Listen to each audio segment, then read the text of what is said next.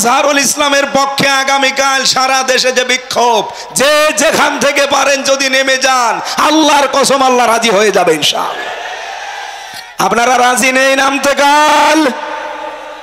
এটা রেকর্ড হচ্ছে, সারা দেশে ছড়াচ্ছে। আমরা চাই কালকে সারা দেশ থেকে 18 কোটি মানুষ যেন জেলা থানা সব জায়গায় এটিএম আজহারুলের মুক্তি চাই। যারা যারা চান এখানে হাত তোলেন, লিল্লাহি তাকবীর। মুক্তি মুক্তি মুক্তি চাই।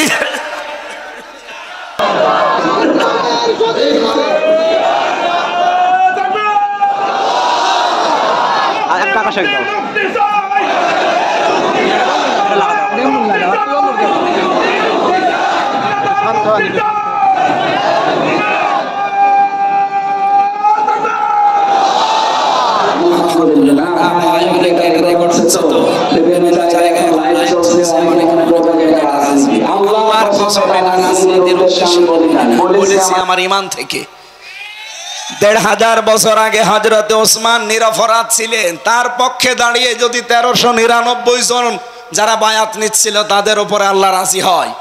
আমরা নিজে দেখেছি জেলখানায় আমরা 2 জন, সে একটা নিরপরাধ মানুষ, আমরা মুরব্বী মানুষ, তার জীবনটা নষ্ট করে দিয়েছে হাসিনা খালি রাগ করে।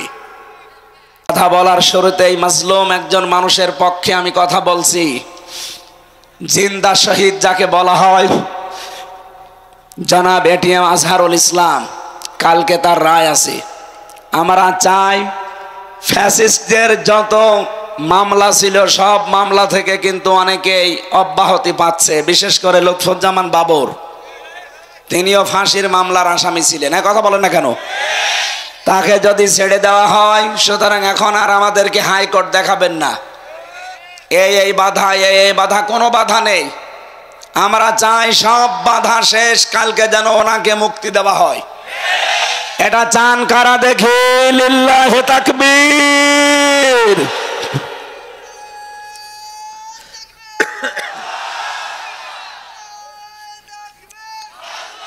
আলহামদুলিল্লাহ। আমরা জানি হুদায়বিয়ার সন্ধি হয়েছিল, বিশ্বনবী 1399 জন নিয়ে শপথ বাক্য পাঠ করিয়েছিলেন একজন নিরপরাধ মানুষের হত্যার বদলা নিতে, তিনি হযরত ওসমান ইবনে আফফান। ওরা যখন ঘোষণা দিয়েছে যে ওসমানকে মেরে ফেলা হয়েছে, নবীজি বললেন হজের এহরাম খুলে ফেলো, রোজা রেখেছো রোজা ভেঙে ফেলো, এই বাবলা গাছের নিচে আমার হাতের উপরে হাত দাও। ইয়াদুল্লাহি ফাওকা আইদিহিম, ওই হাতগুলো আল্লাহর হাতের উপরে ছিল। নবীজি 1399 জনকে বললেন আমার হাতের উপরে হাত লাগাও, এটা আল্লাহর হাতের উপরে হাত লাগানোর শামিল। আমি 2টা ফরজ বিধান এখন অলরেডি লঙ্ঘন করে ফেলেছি, একটা রোজা আর একটা হজ। কেন? একটা নিরপরাধ মানুষকে ওরা মেরে ফেলেছে, এই হত্যার প্রতিশোধ না নিয়ে আমরা কেউ মদিনায় ফেরত যাব না।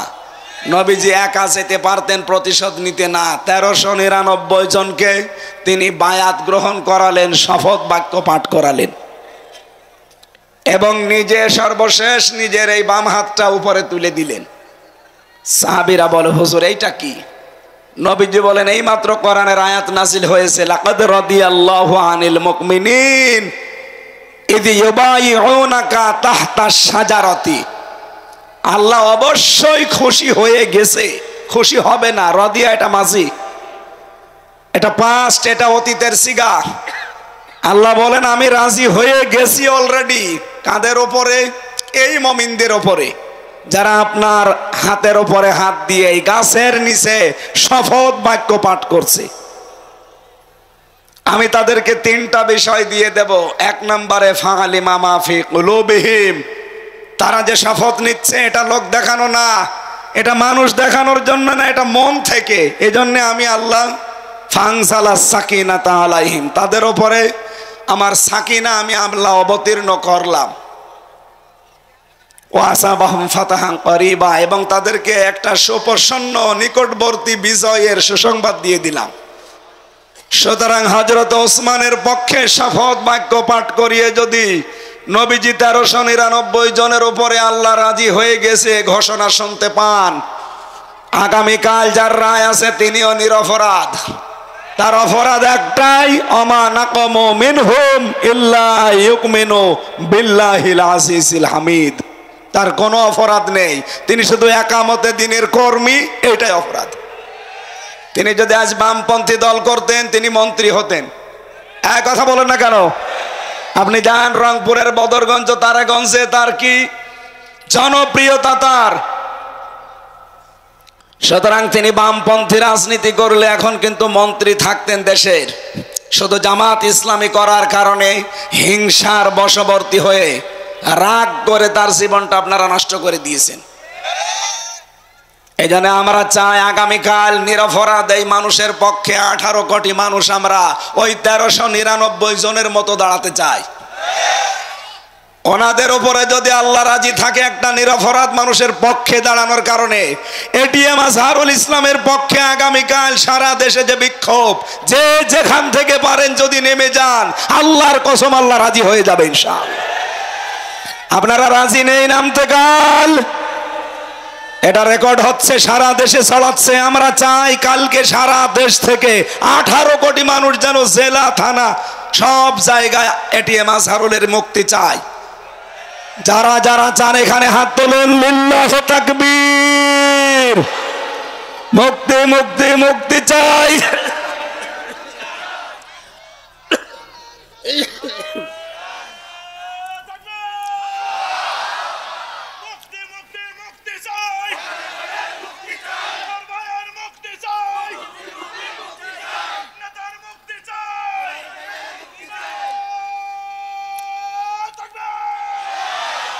আলহামদুলিল্লাহ। না ভাই, অনেকে এটা রেকর্ড হচ্ছে তো বিভিন্ন জায়গায় এখন লাইভ চলছে, অনেকে মনে করবে যে এটা রাজনীতি। আল্লাহর কসম এটা রাজনীতির উদ্দেশ্যে আমি বলি নাই, বলেছি আমার ঈমান থেকে।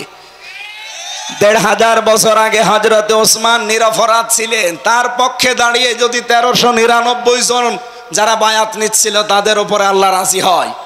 আমরা নিজে দেখেছি জেলখানায় আমরা 2 জন, সে একটা নিরপরাধ মানুষ, আমরা মুরব্বী মানুষ, তার জীবনটা নষ্ট করে দিয়েছে হাসিনা, খালি রাগ করে হিংসার বশবর্তী হয়ে এই মহিলা বহু মানুষের জীবন নষ্ট করেছে, তার ভেতরে আজহার ভাইয়ের। আমরা চাই তার শেষ জীবনটা সে যেন পরিবারের কাছে কাটাতে পারে। তার স্ত্রীটাও বিদায় নিয়েছে, অন্তত ছেলে মেয়ে যেগুলো আছে তাদের কাছে শেষ বয়সে যেন অন্তত কিছুটা হলেও শান্তি পায়। ওরা কোরআনের পাখিকে ফিরতে দেয়নি, ইনজেকশন দিয়ে মেরে ফেলেছে। অন্তত এই লোকটা এখন আছে। সবাইকে যখন ছেড়ে দিচ্ছেন, মানবতার খাতিরে হলেও তারে দেন। লুৎফুজ্জামান বাবরকে ছেড়ে দিলেন কোন কারণে বলেন? সেও তো ফাঁসির আমার আসামি ছিল। আমি নিজে তার সাথে 4 দিন ছিলাম। সে বলতো না যে আমি জীবনে আর কোনোদিন ফিরে যাব, আমার শেষ। সে যদি তারপরও ফিরে এসে এখন উমরা হজে যেতে পারে, আমরাও চাই কাল আগামীকাল যেন এটিএম আজহারুল ইসলাম বেরিয়ে উনি আবার আল্লাহর ঘর তাওয়াফ করতে যেতে পারে। এটা আমরা দেখতে চাই না। আমি এই জায়গা থেকে কিন্তু বলেছি, কোনো উদ্দেশ্য নিয়ে না। আমি নবীর হাদিস 100% বিশ্বাস করি। সূরা ফাতহার 18 নম্বর আয়াতটা আমি 100% বিশ্বাস করি। আগামীকাল যারা রাজপথে এটিএম আজহারের জন্য মুক্তির জন্য নামবেন, আমার মনে হয় আল্লাহ আপনাদের উপরেও ওই মানুষগুলোর উপর যেমন রাজি হয়েছিলেন রাজি হয়ে যাবে। যে যেখান থেকে পারি আমরা এই নিরপরাধ মানুষের পক্ষে দাঁড়াবো ইনশাআল্লাহ। এখানে কোনো দল মত নেই, 18 কোটি মানুষ আমরা নামতে চাই। কথা বলেন, কথা বলুন। আল্লাহ যেন আরো সে কবুল করে, আমিন। সম্মানিত সভাপতি আমার আরাফাতের ভাই আলহাজ মাওলানা আব্দুল মালিক, এখানে লেখা আছে আলহাজ আলহাজ্জু ইয়াহদিমু মা কানা ক্বাবলা। নবীজি বলেন যারা হজ করে তাদের পেছনের সব অপরাধ আল্লাহ মাফ করে দেয়।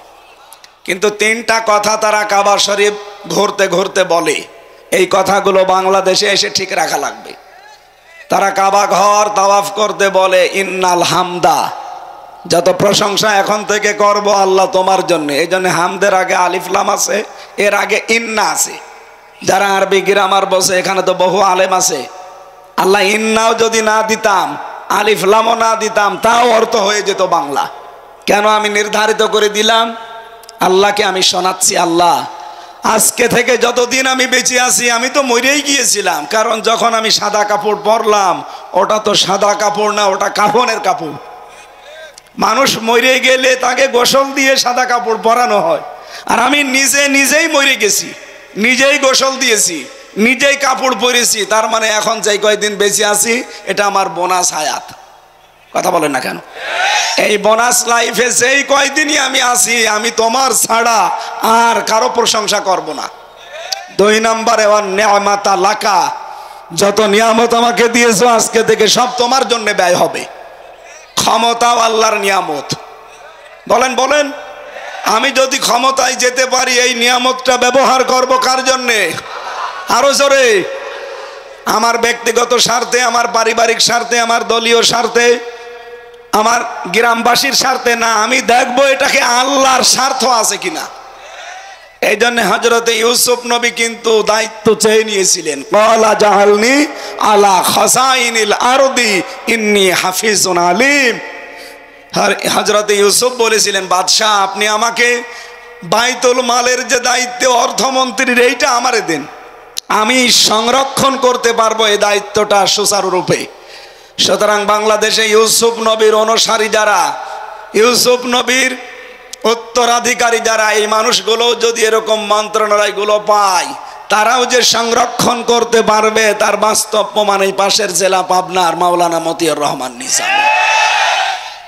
এই ফরিদপুর জেলার জনাব আলী হাসান মোহাম্মদ মুজাহিদ রহমতুল্লাহ আলাইহি, তারা 2 জন মিলে 3টি মন্ত্রণালয় চালিয়ে টাকা বেঁচে গেছে, টাকা ফেরত দিয়েছে।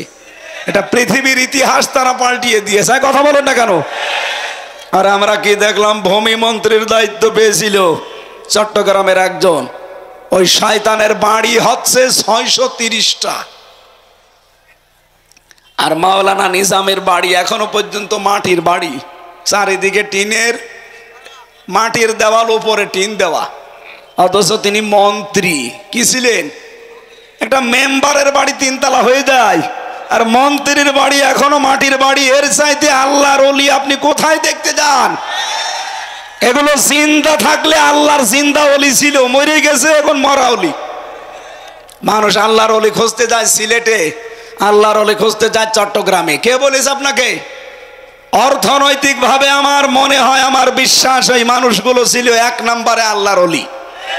সুতরাং মাওলানা রফিকুল ইসলাম খান এইরকম মানুষগুলো যদি দায়িত্ব চেয়েও নেয়, তারা দলীয়করণ, আত্মীয়করণ, গ্রামবাসীকরণ এগুলো করবে না, আমাদের বিশ্বাস। তারা চাইবে ইন্নাল হামদা ওয়ান নি'মাতা লাকা, কারণ উনি হজ করেছেন, এই কথা আল্লাহকে শুনিয়েছেন, আমি যত নিয়ামত পাবো এখন থেকে সব তোমার জন্য ব্যয় হবে।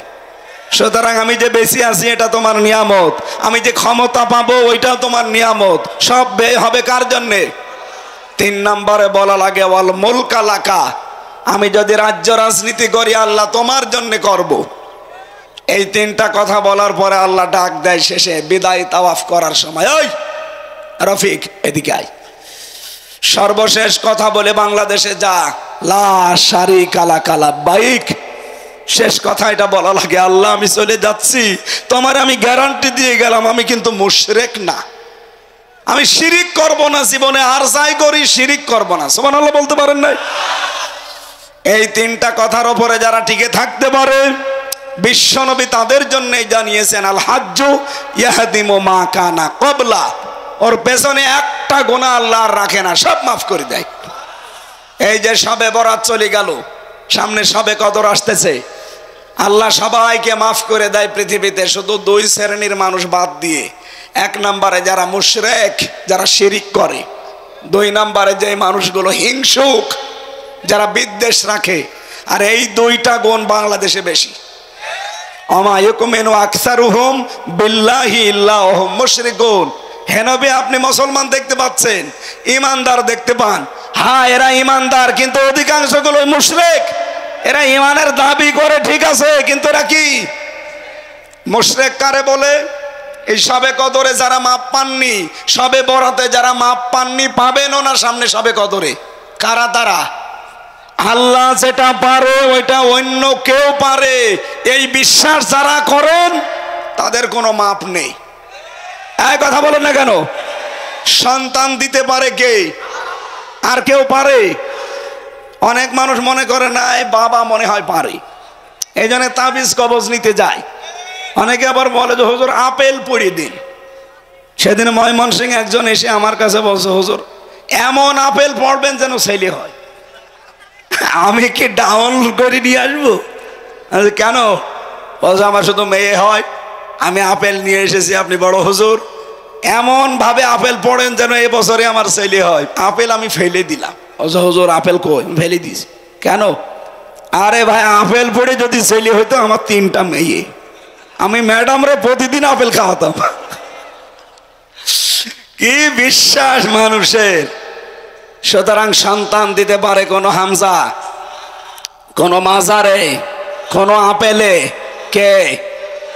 আমাদের জাতির পিতা 86 বছর একাধারে দোয়া করেছিলেন, রব্বি হাবলি মিনাস সালিহিন, হে আল্লাহ আমাকে একটা নেককার সন্তান দাও। 86 বছরও দোয়া কবুল হয়নি। 86 বছর পরে আল্লাহ তার দোয়াটা কবুল করে জবাব দিয়েছেন, ফাবাশশারনাহু বিগুলামিন হালিম, আমি তোমাকে একটা ধৈর্যশীল সন্তান উপহার দিলাম, সুসংবাদ দিলাম। জাতির পিতা একজন নবী, নবীর বাবা নবী। এইরকম মানুষের যদি 86 বছর লাগে, আপনি বিয়েই করেননি আর ছেলে চান।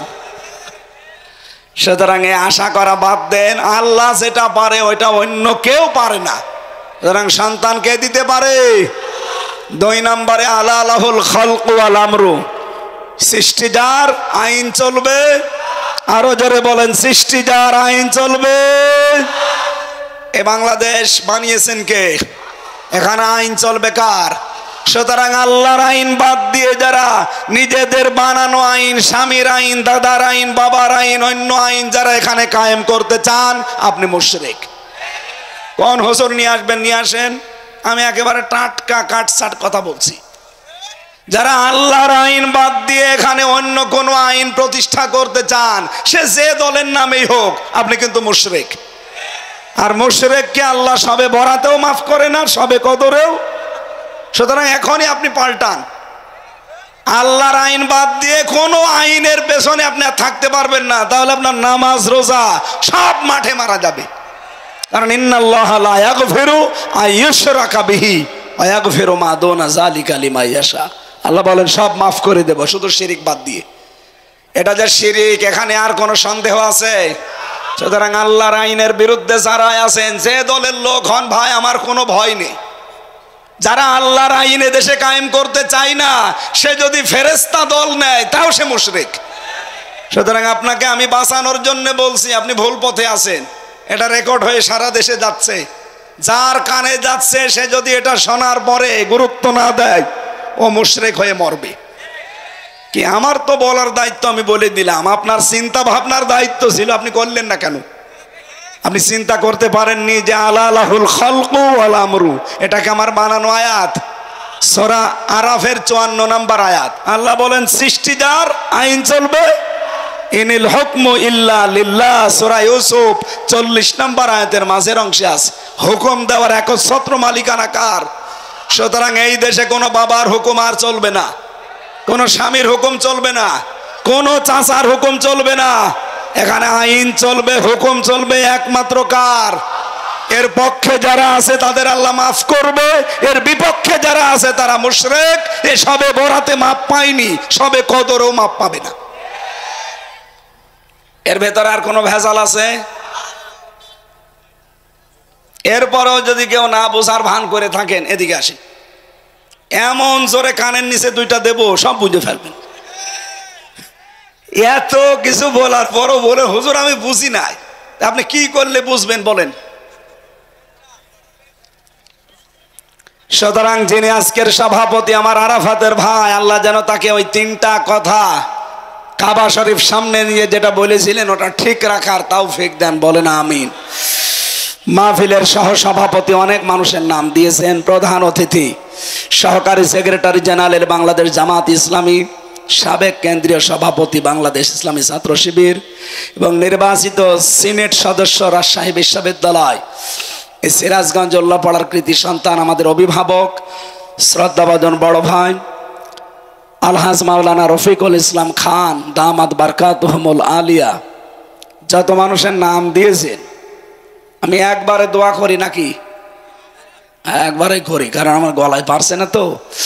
এতক্ষণ যিনি আলোচনা রাখলেন তানজিমুল মিল্লাত নাকি, আলোচনা রেখেছেন হাফেজ কারি মাওলানা নূর নবী হোসেন জিহাদি। আমার আগে যিনি কথা বললেন মাওলানা হোসাইন মাহফুজ সহ অন্যান্য ওলামা ইকরাম, মঞ্চে বসা সম্মানিত ব্যক্তিবর্গ। আমি যার মাধ্যমে আজকে এখানে এসেছি, এই দাওয়াতটা নিয়েছিলাম অ্যাডভোকেট মিঠু ভাইয়ের মাধ্যমে। আপনাদের এলাকায় বাড়ি মনে হয়, কোথায় বাড়ি? সাঁথিয়া, শ্বশুর বাড়ি এখানে, জামাই আপনাদের। সামনে বসা আমার প্রাণ প্রিয় মুসলমান ভাইরা, পর্দার আড়ালের সম্মানিতা মা এবং বোনেরা, যেহেতু খান সাহেব বলছিলেন এই এলাকাকে আমরা মদিনা হিসাবে জানি, আল্লাহ যেন মদিনার মতোই বানিয়ে দেন। হয়তো মদিনার মতো হবে না, কারণ এখানে তার রসুল নেই। মদিনার দাম বাড়ার পেছনে কারণ রসুল্লাহ। কথা বলেন না কেন? লাইন শাকারতুম লাযিদান্নাকুম, যদি কেউ নিয়ামতের শুকরিয়া আদায় করে আল্লাহ সেটা বাড়িয়ে দেয়। বিশ্বনবীর মতো এত বড় নিয়ামত দুনিয়াতে আছে আর? বলেন বলেন।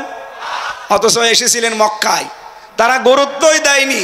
যারা গুরুত্ব দিয়েছিল মদিনার লোকেরা, কিয়ামত পর্যন্ত এই বড় দয়া রহমত আল্লাহ সেখানে রেখে দিয়েছে। এই যে আমরা যারা হজে যাই, মদিনায় কিন্তু কোনো কাজ নেই, হজ সব মক্কায়। মক্কায় যা আছে এখানে করলে হজ শেষ। কিন্তু মদিনায় যাওয়া লাগে কেন? লক্ষ লক্ষ হাজী সাহেবরা মদিনায় অন্তত 8 দিনে 40 ওয়াক্ত নামাজ মসজিদে নববীতে পড়ে। একটাই কারণ, সেখানে রাসূলুল্লাহ আছেন। এই জন্য আমাদের নিয়ামতের কদর করা লাগবে।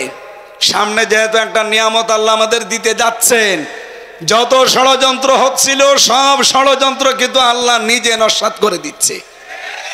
সবচাইতে গুরুত্বপূর্ণ এবং ভয়াবহ ষড়যন্ত্র 3 দিন আগে হয়েছিল। যিনি পালিয়েছে উনি ওনার কথিত স্বামী, যাকে বলা হয়, আমি নাম নিতেও ঘৃণা করি ওই লোকটার, কারণ পৃথিবীতে মুশরিকরা আল্লাহর কাছে সবচাইতে ঘৃণিত। এই কথা বলেন না কেন? সুতরাং ওই দাদা ওনারে পাঠিয়েছিল ট্রাম্পের কাছে, যে বাংলাদেশ সম্পর্কে কিছু উলট পালট মিথ্যা কথা বলতে। এগুলো শুনে ট্রাম্প যেন রেগে যায়, আর ওই মহিলাকে যেন আবার এখানে বসিয়ে দেয়।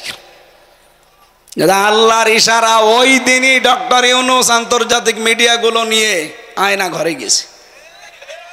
আর ওদিকে জাতিসংঘ রিপোর্ট পেশ করে দিয়েছে।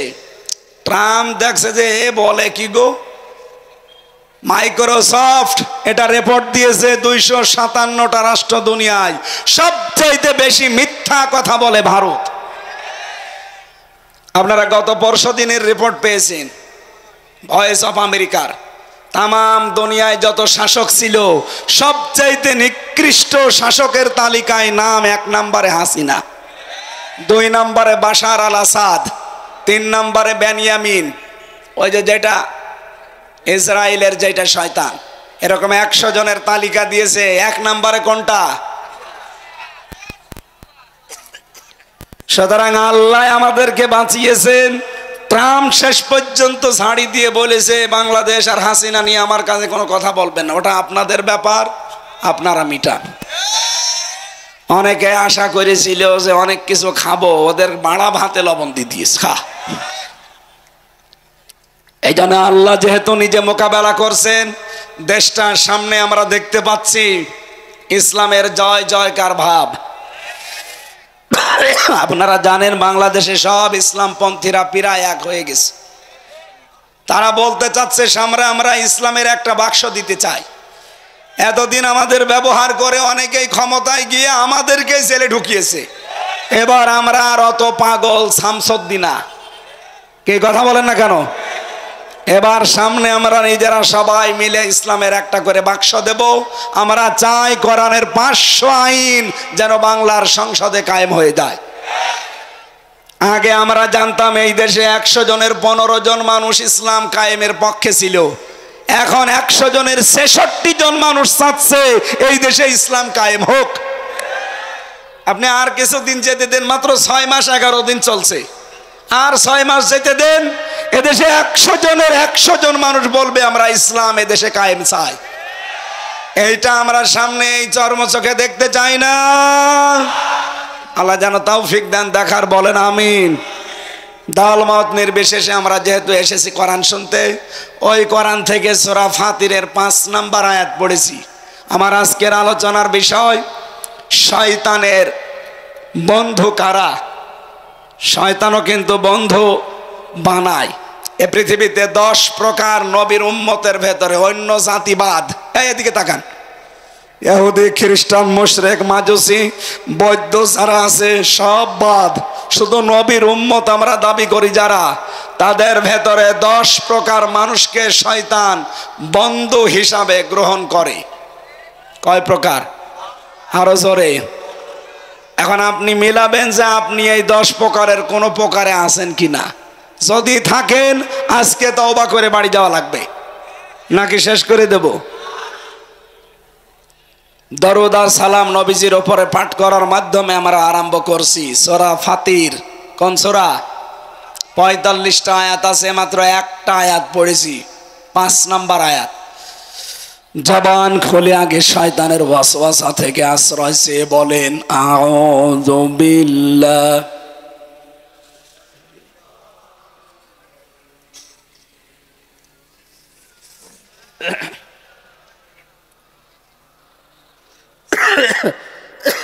না না, কিচ্ছু লাগবে। ইয়া আইয়ুহান নাসু ইন্না ওয়াদাল্লাহি হক। সাদাকাল্লাহুল আযীম। আল্লাহ রাব্বুল আলামিন ডাক দিয়েছেন শুধুমাত্র এই পৃথিবীর মুসলমানদেরকে না, যাদের আল্লাহ বানিয়েছেন তাদেরকেই। ইয়া আইয়ুহান নাস, হে মানব মণ্ডলী, ইন্না ওয়াদাল্লাহি হক, অবশ্যই আল্লাহর ওয়াদা সত্য। আল্লাহর ওয়াদা সত্য না মিথ্যা? আল্লাহ রাব্বুল আলামিন যদিও আয়াতে রুকুতে আমরা পড়েছি তাফসিরে ইবনে কাসিরে, তিনি এখানে কিয়ামতের একটা দৃশ্য আমাদের সামনে তুলে ধরেছেন যে কিয়ামতের যে ব্যাপার, এটা কিন্তু হাস্যকর না, এটা খেলাচোরা না, এটা পাগলামির বিষয় না। কিয়ামত সত্য, হক। ফালা তাগুররান্নাকুমুল হায়াতুদ দুনিয়া, সুতরাং দুনিয়ার জীবন যেন তোমাদেরকে ধোঁকায় ফেলে না রাখে। ওয়ালা ইয়াগুররান্নাকুম বিল্লাহিল গরুর, আর ওই মহাপ্রবঞ্চক শয়তান তোমাদেরকে যেন আল্লাহ সম্পর্কে ধোঁকায় ফেলে না রাখে। এটা ছিল বাংলা অর্থ। এবার আসেন তো, আল্লাহ ডাক দিয়েছেন তামাম দুনিয়ার মানুষকে, যেটা বোঝাতে সেটা একটা ওয়াদা। সেটা কি? এই কোরআনে আল্লাহর 500 ওয়াদা আছে। রব্বুল আলামিন বলেন আমার এই ওয়াদাগুলো যদি মানুষ পালন করতে পারে, পূরণ করতে পারে, জেল থেকে বেরিয়ে ভাই আমি এখনো স্বাভাবিক না, মানে শরীরও দেবী আছে, কণ্ঠও দেবী আছে। জালেমরা তো বহু টর্চার করেছে, এই কারণে আমার শরীর স্বাভাবিক হচ্ছে না। দোয়া করছে না, ঠান্ডা পানি খেলে গলা আরো বসিতে হবে। দরকার হয় চা থাকলে দেন, না থাকলে দেওয়ার দরকার না, আর এই বাতাসটা ছেড়ে দেন।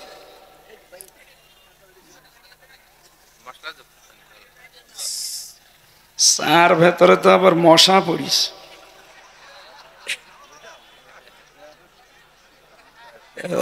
5 টাকার চা মশা পড়বে না, হাতি পড়বে। মনে হয় এটা পাল্টিয়ে দিলে ভালো। মশা একটু গরমটা থাকলে দেন। সুবহানাল্লাহ, আলহামদুলিল্লাহ। বসেন, বসেন বসেন বসেন।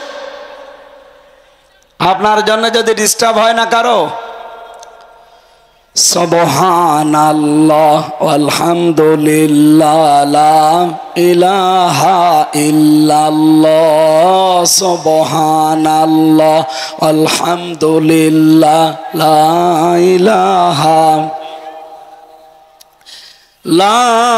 ইলাহা ইল্লাল্লাহ মুহাম্মাদুর রাসূল।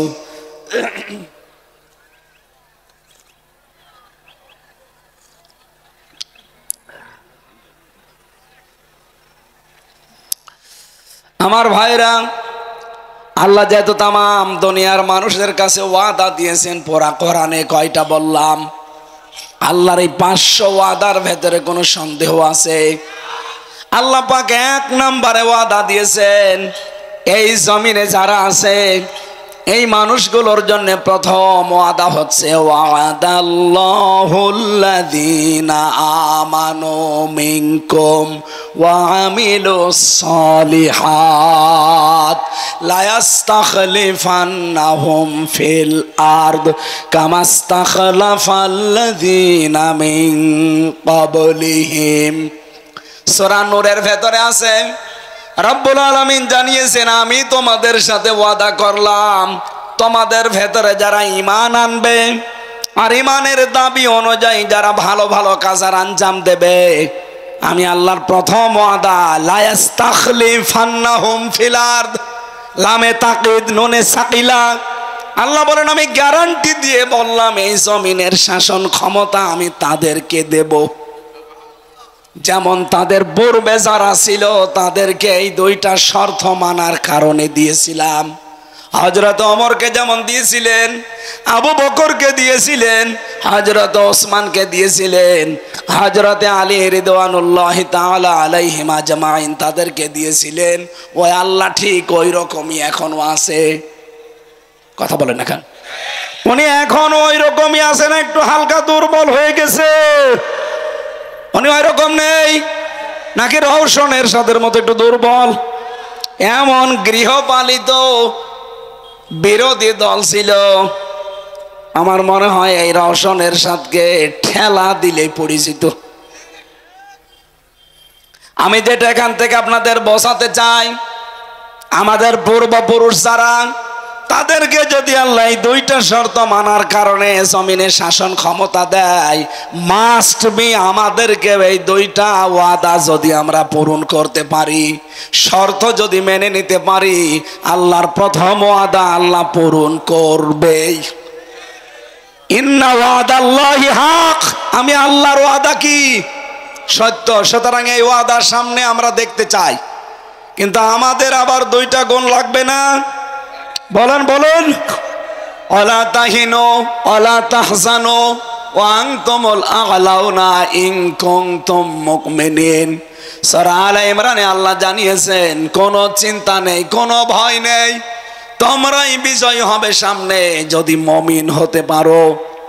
ও সিরাজগঞ্জবাসী, এই পৃথিবীর ময়দানে ভয় নেই, চিন্তা নেই, বিজয় হওয়ার দায়িত্ব আল্লাহ বলেন তোমরা বিজয়ী হবে যদি মুমিন হতে পারো। বিজয় দেওয়ার মালিক কে? আরো বলেন, মুমিন হওয়ার মালিক কে? অবশ্যই আল্লাহ। আল্লাহ মুমিন হবে? আল্লাহ তো মুমিন আছে। আল্লাহর নাম কি? মুমিন। আল্লাহর নাম কি? আর আমরা কি? আব্দুল মুমিন। আমরা কি? সুতরাং বিজয়ী হব আমরা, মাস্ট বি।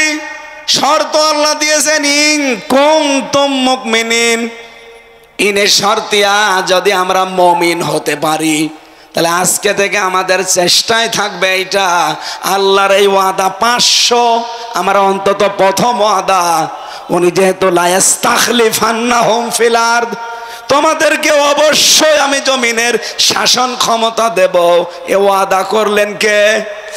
আরো জোরে বলেন কে? এ ওয়াদা আমরা সামনে দেখতে চাই না? শর্ত কয়টা? একটা। বলেন কয়টা? ঈমান আনতে হবে। মুমিন যদি আমরা হতে পারি, আমরা হব আব্দুল মুমিন। আসল মুমিন কে? উনি বিজয় দেওয়ার মালিক। এজন্য যারা বলছেন বিজয় দেওয়ার মালিকও আল্লাহ, মুমিন হওয়ার মালিকও আল্লাহ, না, আল্লাহর মুমিন হওয়ার দরকার নেই। মুমিন হওয়া দরকার কাদের? আমাদের। সুতরাং আমরা এমন মুমিন হতে চাই যেমন হযরত ওমর হয়েছিলেন। কথা বলেন ঠিক কিনা? তাহলে আল্লাহর ওয়াদা আল্লাহ দেখাবেন। রব্বুল আলামিন বলেন ইন্নাকা লা তুখলিফুল মিয়াদ, রাব্বানা লা তুযিগ কুলুবানা বা'দা ইয হাদাইতানা ওয়া হাব লানা মিন লাদুনকা রাহমা ইন্নাকা আনতাল ওয়াহ্হাব রাব্বানা ওয়া আতিনা মা ওয়া'আদতানা আলা রুসুলিকা ওয়া লা তুখজিনা ইয়াওমাল কিয়ামাহ ইন্নাকা লা তুখলিফুল মিআদ। এই আয়াতগুলো আমি শুধু তেলাওয়াত করলাম, এর ব্যাখ্যাটা বলছি না। আল্লাহ এখানে একটা ওয়াদা দিয়েছেন, সেটা কিয়ামতের ওয়াদা। কিসের ওয়াদা? আল্লাহ বলেন অবশ্যই কিয়ামত হবে, তোমাদের সবাইকে ওই দিন আমি আল্লাহর দরবারে আসা লাগবে, হাজির হওয়া লাগবে। সুতরাং ওই দিন আসার আগে যেই কয়দিন দুনিয়ায় আসো, দুনিয়ার এই জমিনটা, এই জীবনটা তোমাদেরকে যেন ধোকায় ফেলে না রাখে। সিরাজগঞ্জবাসী, শয়তান আমাদের সামনে বিভিন্ন জাঁকজমকপূর্ণ বিভিন্ন জিনিস সামনে তুলে ধরে আমাদের আখিরাত, আমাদের কিয়ামতে যে জবাব দেওয়া লাগবে, এ বিশাল জীবন সম্পর্কে একটা ধোকায় ফেলে রাখতে চাই। কথা বলেন না কেন? এ ধোকায় আমরা পড়তে চাই। আরো জোরে বলেন চাই। ওয়ালা ইয়াগুররান্নাকুম বিল্লাহিল গরুর। আল্লাহ বলেন সেই মহাপ্রবঞ্চক, মহাপ্রতারক, ধোঁকাবাজ এই শয়তান যেন আল্লাহ সম্পর্কে তোমাদেরকে ধোকায় ফেলে না রাখে। আয়াতের তাফসীর পড়তে গিয়ে আমি দেখেছি শয়তান প্রধানত দুই প্রকার। কয় প্রকার? একটা হচ্ছে মানুষ শয়তান, আর একটা জিন শয়তান। মানুষ শয়তানের ভেতরে আবার দুই প্রকার, একটা নারী শয়তান, একটা পুরুষ শয়তান। কথা বলেন না কেন? এই পৃথিবীতে কোনো পুরুষকে যদি শয়তান আসর করে, তার দ্বারা যা ক্ষতি হয় তার চাইতে বেশি ক্ষতি হওয়ার সম্ভাবনা কোনো মহিলাকে যদি শয়তান আসর করে। এই জন্য পুরা কোরআন শরীফের ভেতরে যেখানে শয়তানের চক্রান্ত কথা, সেখানে দেখবেন দঈফা লেখা আছে। ইন্না কায়দা শাইতানি কানা দঈফা। অবশ্যই শয়তানের চক্রান্ত একেবারেই দুর্বল। কিন্তু মেয়েদের কথা যেখানে আছে, ওই জায়গায় কিন্তু দুর্বল শব্দ আপনি পাবেন না। সূরা ইউসুফের 28 নম্বর আয়াতে আমি পেয়েছি ইন্না কাইদাকুন্না আযীম। আল্লাহ পাক বলেন মেয়েদের চক্রান্ত বড় ভয়ঙ্কর। ও সিরাজগঞ্জবাসী, এখানে একটা শিক্ষা আছে, এদিকে তাকান। আল্লাহ কিন্তু এখানে হযরতে ইউসুফ আলাইহিস সালামের নামে যে সূরাটা ইউসুফ 28 নম্বর আয়াতে, যদিও এটা জুলাইখার নামে নাজিল হওয়া, রব্বুল আলামিন জুলাইখার নাম এখানে দিতে পারতেন। ফ্যানটা ঘুরিয়ে দেন। জুলাইখার নাম আল্লাহ না দিয়ে কায়দা কন্যা দিলেন কেন? বহুবচন। যদি কা দিতেন তাও তো অর্থ হয়ে যেত। আল্লাহ কন্যা দিলেন কেন? দুইটা তাফসির আছে এখানে, এদিকে তাকান। প্রথম তাফসির হচ্ছে আল্লাহ কানা দিয়ে কন্যা দিয়েছেন এ কারণে শুধুমাত্র পৃথিবীতে জুলাইখা একা না, এরকম বহু জুলাইখা যুগে যুগে আসবে।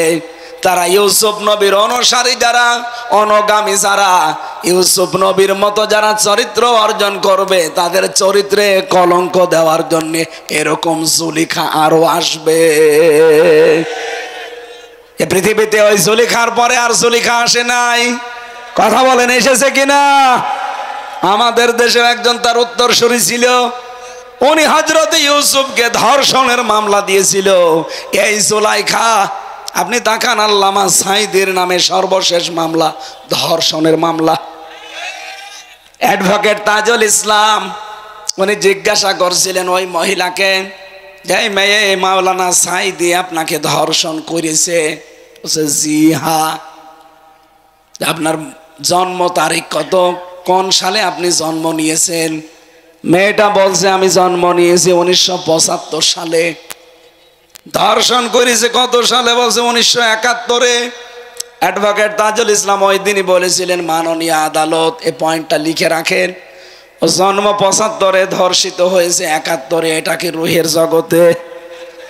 ওই দিন মামলা ঢিসমিস হয়ে যাওয়ার কথা না? বলেন বলেন।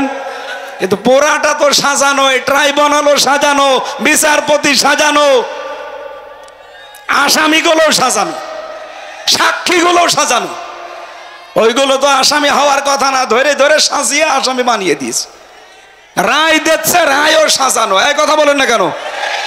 সুতরাং সবই যখন সাজানো, আর এই ট্রাইব্যুনালে এটিএম আজহারুল ইসলামের নামে যে ফাঁসির রায়, যারা সাক্ষী, এই যে আজকেই বেরিয়েছে রিপোর্ট, অনেক আগে বেরিয়েছিল, আজকে আমি দেখলাম 3 জন সাক্ষীর উপরে ভিত্তি করে তারে ফাঁসির রায় দিয়েছে।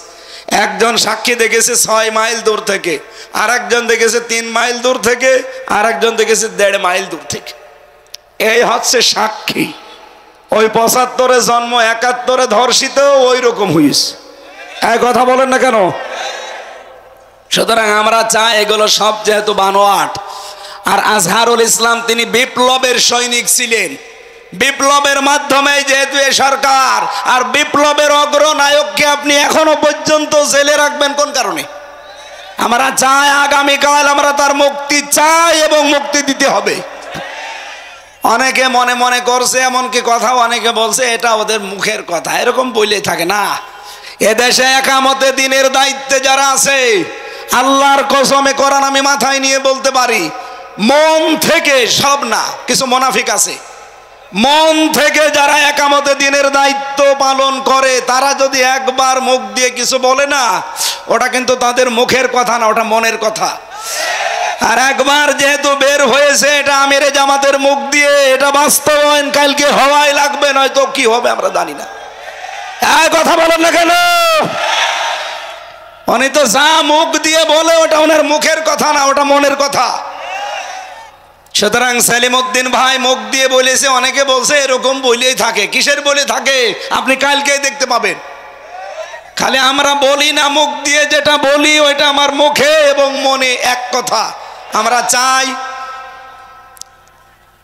এই অগ্রদূত, এই সৈনিকটাকে আর যেন জেলখানায় পৌঁছতে না দেওয়া হয়। হিংসার বশবর্তী হয়ে এই মহিলা ওনার জীবনটা নষ্ট করে দিয়েছে। আমরা চাই শেষ জীবনে কিছুদিন মুক্ত বাতাসে আল্লাহর এই পৃথিবীটা দেখে যাক। কয়দিন পর তো এমনি আল্লাহর কাছে চলে যাবে, কথা বলেন না কেন? সুতরাং এই জুলাইখার অনুসারী যারা, তাদের চক্রান্ত কিন্তু ছোটখাটো না, ভয়ঙ্কর। ওরা এখনো পর্যন্ত চক্রান্ত ওই দাদাদের পাশে বসে বসে চালাচ্ছে। যদিও একটা চক্রান্ত এখনো হালে পানি নেয়নি, আর সামনে কোনো চক্রান্ত এদেশে বাস্তবায়ন হবেও না ইনশাআল্লাহ। যা বললাম দেখেন, 2টা বললাম, উনি সাক্ষী দিয়েছে, ধর্ষিতা হয়েছে, আর ইরার 3টা সাক্ষী, পোড়াটা আছে সব বানোয়াট, সাজানো, মিথ্যা। একটু যাদের মাথায় মগজ আছে চিন্তা করলে আপনি বুঝে ফেলবেন। সুতরাং এই নিরপরাধ মানুষটার পক্ষে কিন্তু দাঁড়ানো ইমানের এখন দাবি আমাদের। যদি রাজনীতি মনে করে চলে যান, আপনার উপরে আল্লাহ খুশি হবে না।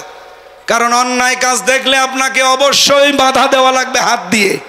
এটা যে অন্যায় আর কি বলার অপেক্ষা রাখে? সুতরাং যার যে সমর্থ আছে হাতের, ক্ষমতার, পাওয়ারের, ওই জায়গায় কালকে দেখাতে হবে। এটা যদি না হয় মুখ দিয়ে প্রতিবাদ, যদি আমরা ওই পর্যায়ে যাই, যদি এরপরও না হয়, অন্তরে আমরা ঘৃণা করব এবং পরিকল্পনা করব কি করে সত্যের পক্ষে দাঁড়ানো যায়।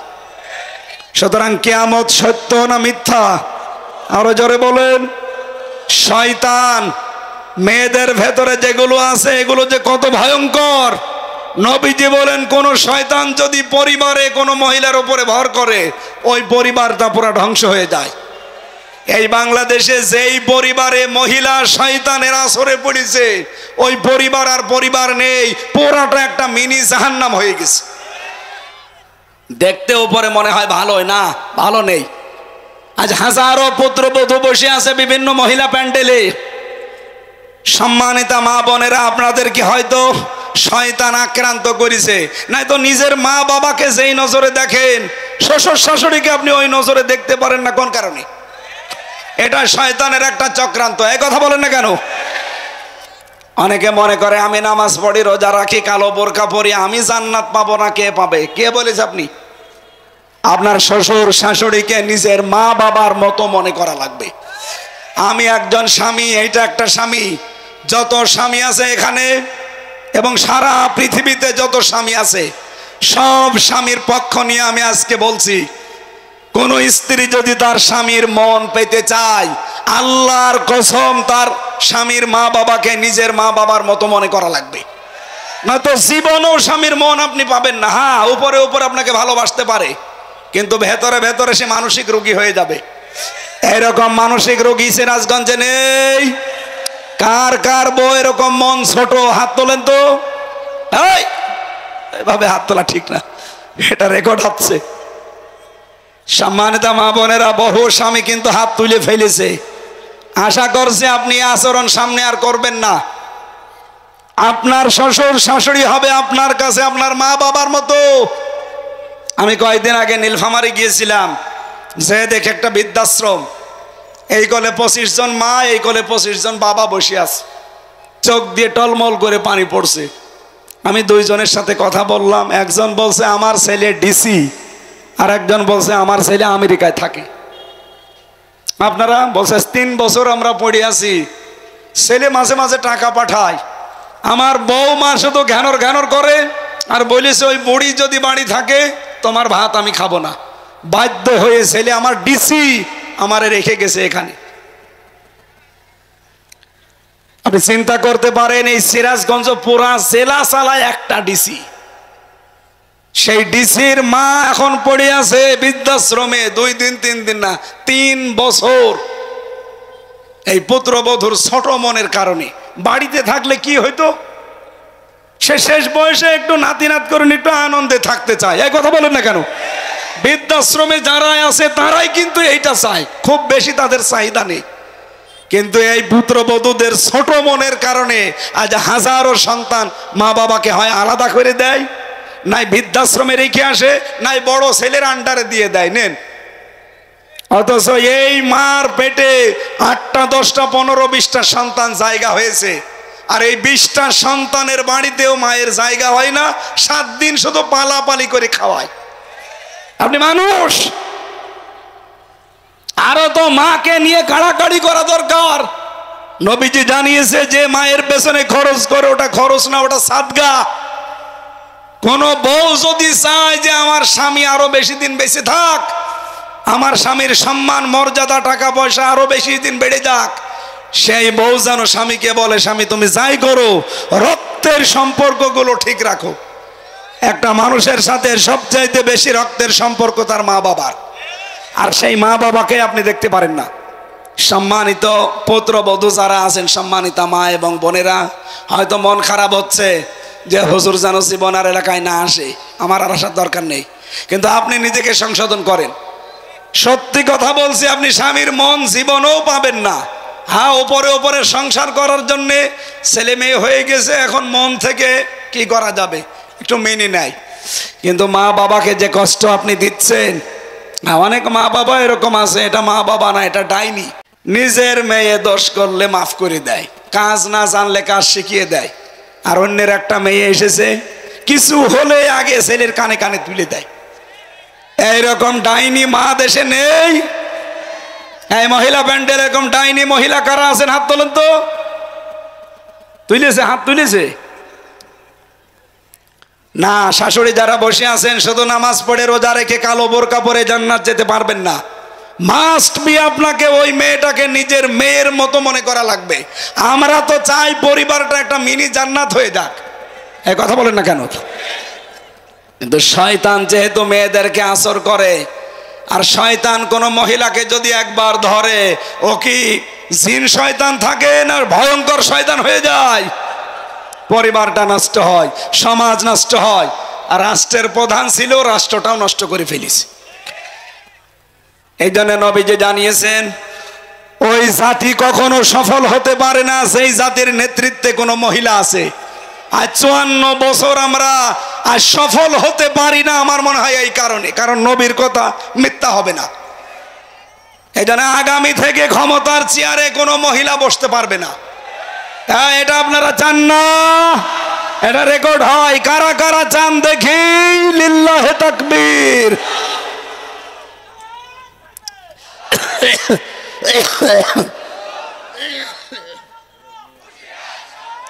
আলহামদুলিল্লাহ। আমরা চাই আগামীতে আমাদের নেতা হবে, রাষ্ট্রপ্রধান হবে কোন পুরুষ। এটা আমার বানানো কথা। সূরা নিসার 34 নম্বর আয়াত, আর রিজালু কাওয়ামুনা আলান নিসা। পুরুষ মানুষ হবে নেতা, মেয়েরা হবে তার আজ্ঞাবহ। আর এখন বউগুলো রাজমিস্ত্রি, আর আমরা যোগাইলি না। এটা আর সামনে আমরা হতে দিতে চাই না। শয়তানের চক্রান্ত কিন্তু মারাত্মক। শয়তান নবীর উম্মতের ভেতরে কয় প্রকার মানুষকে বন্ধু মনে করে? 10 প্রকার। বলেন বলেন। 1 নম্বরে জালেম শাসক, যেটা এর আগে ছিল, ওটা সরাসরি তো শয়তান। শয়তান আর বন্ধু বানাবে কি? শয়তান বলতো তুমি যখন আসো আমি অন্য দেশে গেলাম। 2 নম্বরে ওই আলেম যারা জালেমের তোষামদি করে, আর এইটাও 15.5 বছরে বেশি ছিল। 3 নম্বরে ওই সমস্ত ধনী মানুষ যারা টাকা পয়সা কামাইয়ের ক্ষেত্রে কোনো বাছ বিচার করে না, বাবা শাহজালাল সব হালাল, এরকম ছিল না 15 বছরে। 4 নম্বরে যে মানুষগুলো খাদ্যে ভেজাল দেয়, এই যে খাদ্যে ফরমালিন যারা দেয়, বিষ দেয়, ভেজাল দেয়, এরা পোকার আনতে মানুষকে হত্যা করার শামিল। আমার মনে হয় সামনে এরকম মানুষ ধরা পড়ে গেলে এদের আর বাঁচিয়ে রাখা ঠিক না, কারণ এরা তো মানুষ না, এরা কি শয়তানের বন্ধু? বলেন বলেন, শয়তানের। সুতরাং খাদ্যে ভেজাল দেওয়া, খাদ্যে ফরমালিন দেওয়া, ঔষধ দেওয়া, এটা বন্ধ করা লাগবে। যদি কোনোটা ধরা পড়ে ওই রকম খাদ্য নিয়ে, ওই রকম ফল, ওর মেয়েকে ওর বউকে খাওয়াবেন, দেখ কেমন লাগে। এইটা খেয়ে আমার বউ আমার মেয়ে হার্ট অ্যাটাক করে কলিজা নষ্ট হয়ে ভেতরে সব অসুস্থ হয়ে মরে যাবে, আর তুমি ওই টাকা নিয়ে আরামে খাবে না। ওইটা ধরা পড়লে ওরে দিয়ে খাওয়ানো লাগবে। এই জন্য খাদ্যে ভেজাল যারা দিচ্ছেন, ঔষধ মিশাচ্ছেন যারা, তারা কিন্তু আর মানুষ এখন আর নেই। আপনি শয়তানের অলরেডি বন্ধ হয়ে গেছেন। আমরা তাফসীর থেকে যেহেতু তুলেছি, মন মতো তো বলতে পারবো না, তাফসীর থেকে শোনাচ্ছি। 10 প্রকার মানুষের নাম বললাম না? প্রথম নম্বরে কি? জালিম শাসক। বলেন জালিম। 2 নম্বরে কৃপণ ধনী, যারা মাল উপার্জন করে কিন্তু কোনো বাছ বিচার নেই। 3 নম্বরে ওই আলিম যারা জালিমের সাফাই গায়। 4 নম্বরে বলেছিলাম যারা খাদ্যে ভেজাল দেয়, ঔষধ দেয়, কীটনাশক মিশায়। এরপরে 5 নম্বরে যারা আমানতের খেয়ানত করে। সামনে কিন্তু আসতেছে বহু আমানতের দোহাই দেবে, আর দায়িত্ব পেয়ে গেলেই খেয়ানত করবে। 6 নম্বরে পেয়েছি অহংকারী লোক। 7 নম্বরে পেয়েছিলাম যারা পণ্য ক্রাইসিস তৈরি করে। 8 নম্বরে যারা জেনাকারী। এই পৃথিবীতে একটা দেশ, আমি নাম নিলাম না, ওরা পণ্য ওয়েবসাইট তৈরি করেছে, নারী পুরুষকে উলঙ্গ করে এই যুগল দৃশ্যগুলো তামাম দুনিয়ায় দেখিয়ে পণ্য প্রোডাক্ট বানিয়েছে, এটা ইন্ডাস্ট্রি বানিয়েছে। এই মানব জাতির জন্য এই অপরাধটা দুনিয়া যে কত বড় মারাত্মক, পৃথিবী এখন ধ্বংস হয়ে যাচ্ছে এই অপরাধটার কারণে। সুতরাং জেনাকারী যারা, এরা মানুষ আর নেই, এরা শয়তানের বন্ধু হয়ে গেছে। 8 নম্বরে যারা সুদখোর। 9 নম্বরে যারা বখিল, দান করতে চায় না। 10 নম্বরে যারা মাদক দ্রব্য সেবন করে আর আমদানি করে। বাংলাদেশ থেকে লোহা, তামা, সোনা এগুলো পাচার হয়, আর দাদাদের দেশ থেকে আসে ডাল, বাবা, গাঁজা। এগুলো আর সামনে আসতে দেওয়া হবে না ইনশাআল্লাহ। এই বাংলাদেশটা একটা নিয়ামত, এটা ইকোনমিক অর্থনৈতিক একটা অঞ্চল। আমাদের সামনে যে বিশাল সমুদ্র পড়ে আছে, এই সমুদ্রগুলো, এই 7 সিস্টার, বিশেষ করে এই যে পাশে 2টা রাষ্ট্র নেপাল আর ভুটান, এদের দেশে কিন্তু সাগর নেই, পাহাড় আছে। ওরা ব্যবসা বাণিজ্য করতে হলে এই সাগর ব্যবহার করা লাগবে, বিশেষ করে এই 7 সিস্টারের। আমরা চাই সবাই মিলে ব্যবসা করে এই সাগর থেকে সবাই লাভবান হব। এই দেশটা আল্লাহ এমনভাবে আমাদের আয়ত্তে দিয়েছেন, এমন একটা নিয়ামত হিসাবে দিয়েছেন, যদি আমরা সঠিকভাবে সামনে ব্যবহার করতে পারি, 18 কোটি মানুষ 18 কোটি জনসম্পদে পরিণত হয়ে এই দেশ থেকেও চীন দেশের মতো আস্তে আস্তে আমরা উন্নত হতে পারবো। আল্লাহ সেই তৌফিক সামনে আমাদের দেখার সুযোগ করে দেন, বলেন আমিন। আমার লিখিত বই আছে, জেলখানায় কিছু লিখেছিলাম, বাইরে এসে পরবর্তীতে করেছি, ওই গাড়ি থেকে নিয়েছেন, কয়টা আছে? আল্লাহুম্মা আমিন।